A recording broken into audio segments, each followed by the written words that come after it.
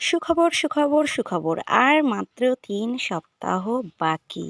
তো hello my sweet family, welcome back to my channel. তোমরা সবাই কেমন আছো? আশা করছি তোমরা সবাই খুব ভালো আছো। আমি অনেক ভালো আছি। তোমরা সবাই সঙ্গীতা সিম্পল ব্লগে নতুন একটা ভিডিওর সাথে জানাই তোমাদের অনেক ভালোবাসা। তো ফ্রেন্ড, আজকের সকালটা শুরু করলাম একটু চাউমিন দিয়ে। হ্যাঁ, প্রত্যেক দিন কিন্তু ভাত খেতে কারোরই ভালো লাগে না। মাঝে মাঝে যদি একটু চাউমিন, পাস্তা, ম্যাগি হয় তাহলে কিন্তু খাবারটা বেশ জমে যায় সকালের, তাই না? হালকা পাতলা। তো সকালবেলা বেশিরভাগই একটু হালকা পাতলা খেতেই সবাই পছন্দ করে। আর প্রত্যেক দিন যেহেতু হয় না, মাঝে মাঝে হয়। আর এই যে চাউমিনটা জানো তো, মাঝে মাঝেই হয় আমার মেয়ের বায়নায়, কারণ আমার মেয়ে ভীষণ পছন্দ করে চাউমিন খেতে।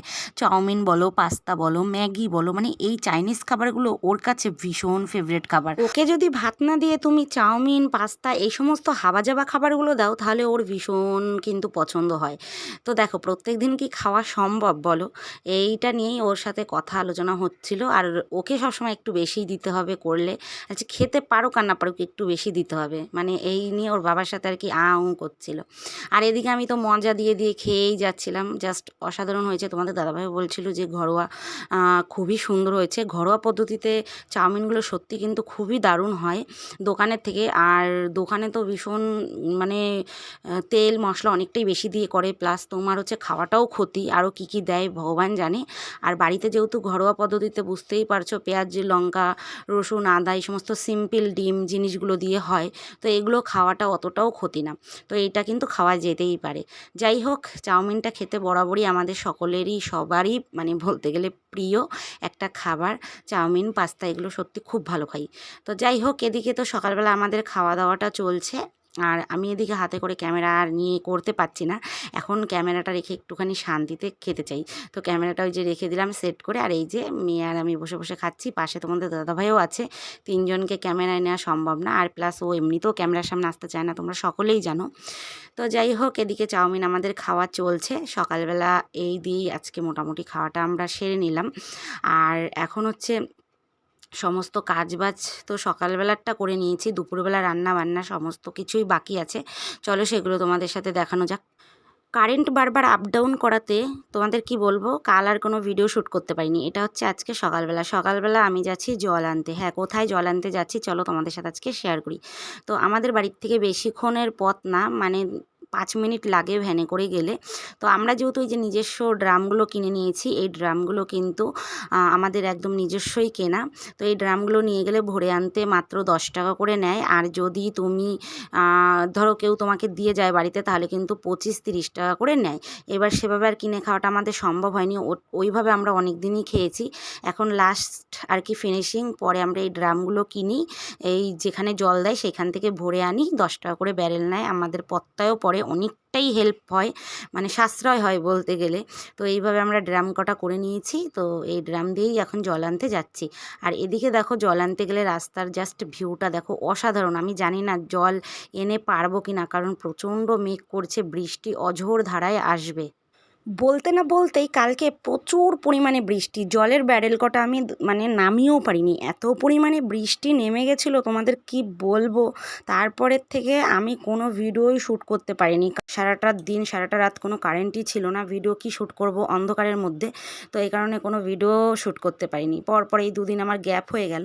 আর এই যে বর্ষা বৃষ্টি প্রচণ্ড পরিমাণে নেমেছিল, তার মধ্যে আর ভিডিও সত্যি আমি শ্যুট করতে পারিনি। এটা প্রায় ৪-৫ দিন পরের ভিডিও। কিছু করার নেই, যেরকম হচ্ছে সেরকমই তোমাদের সাথে শেয়ার করছি। আর এত পরিমাণে বর্ষা বৃষ্টি নেমেছে কি বলবো, সব জায়গাতেই হচ্ছে কম বেশি, ঠিক আছে? আমাদের এখানেও প্রচুর হচ্ছে। তোমাদের ওখানে কেমন হচ্ছে আমাকে কিন্তু অবশ্যই জানিও, কারণ আমাদের এখানে এত পরিমাণে হচ্ছে যার কারণে আমি ভিডিওই শ্যুট করতে পারছি না। তাহলে বুঝতে পারছো কীরকম সমস্যার মধ্যে দিয়ে আমি আছি। তো ওই কারণে তোমাদের ঠিকঠাক মতো ভিডিও দিতে পারছি না, আপলোডও করতে পারছি না, নেটও প্রচুর স্লো কাজ করে। তো যাই হোক, আজকে আমি একটুখানি তোমাদেরকে দেখাবো আমি ঘর এই যে পরিষ্কার করতে লেগে পড়েছি, অলরেডি ঝেড়ে নিয়েছি। তোমরা তো অনেকটাই স্পিডে দেখতে পাচ্ছ। প্রথমে পাখা টাকাগুলো ওই সমস্ত জায়গাগুলো মুছে টুছে নিয়েছি, তারপরে এই যে খাটের তলা থেকে এইগুলো বের করলাম। খাটের তলায় কি বলবো, এত কি করে আসে আমি জানি না, প্রচণ্ড ধুলো। শুধু ফ্যানটা চলছে বলে বেশি হয়। আমাকে একটু তোমরা কমেন্টে জানিও তো যে ফ্যান চললে বেশি ঘরে ধুলো হয় কি না। আমি তো এটা খুব ভালোভাবেই বুঝতে পেরে গেছি, যদি ঘরে ফ্যান চলে না প্রচুর ধুলোবালি সব বাইরের টেনে নিয়ে আসে। কই শীতকালে তো এরকম হয় না, শীতকালে সত্যিই এতটা ধুলো হয় না। এই যে গরমের সময় ফ্যান চলে, ফ্যানের থেকেই আর কি সব বাইরের ধুলোবালিগুলো টেনে নিয়ে আসে, তো এই কারণে এতটা ধুলোবালি হয়। প্রচুর প্রচুর ধুলোবালি। তো প্রথমে তো ঝাড়াঝুড়িগুলো আমি কমপ্লিট করেছি, আজকে পুরো ঘরটাই বলতে গেলে ঝেড়েছি।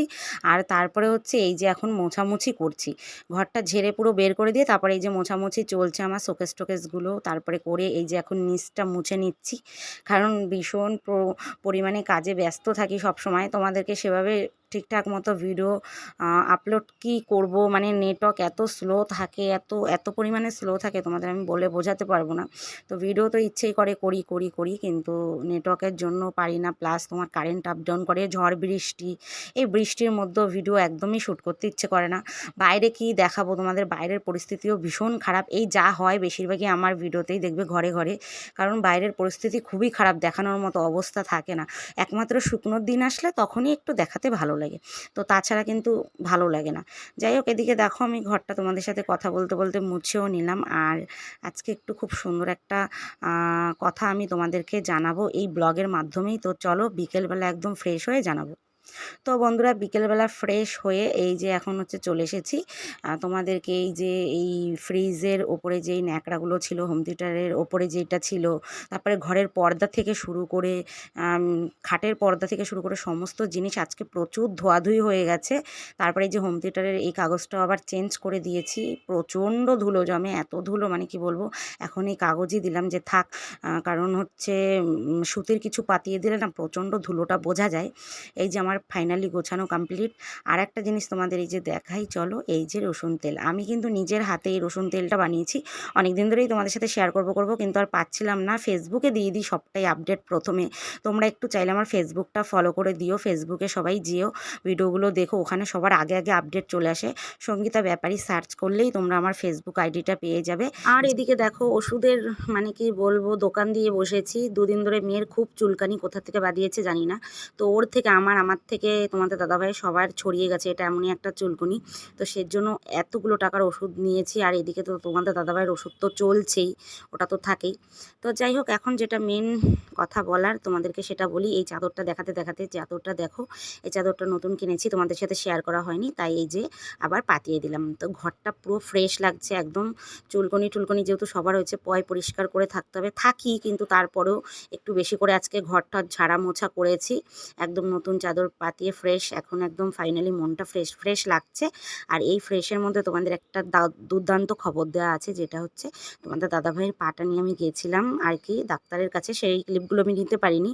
তো গিয়ে সেখানে এক্সরে করে দেখানো হয়েছে, পুরো জোড়া লেগে গেছে, এখন মোটামুটি ভালো আছে।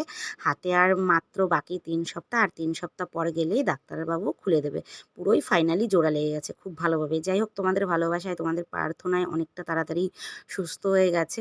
তো এই কটা দিন তো আর বাকি, এই দিন কটাও খুব ভালোভাবেই কেটে যাবে, তোমরা একটুখানি প্রে করো সবাই।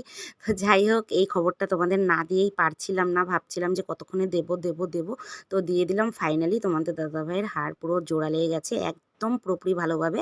এখন একটু শক্ত হতে আর কি কদিন টাইম লাগবে, তো ওর জন্য 3 সপ্তাহ টাইম দিয়েছে, ঠিক আছে। তো এদিকে দেখো ঘরবাড়ি আমার পরিপাটি করে একদম গোছানো কমপ্লিট, সন্ধেবেলাতে কাজগুলো আমি কমপ্লিট করলাম, সেই সকাল থেকে শুরু করে এখন রাত প্রায় 7টা 7:30 বাজে শেষ করলাম। চলো আজকের মতো ভিডিওটা এটুকুই রইলো, সবাই ভালো থেকো।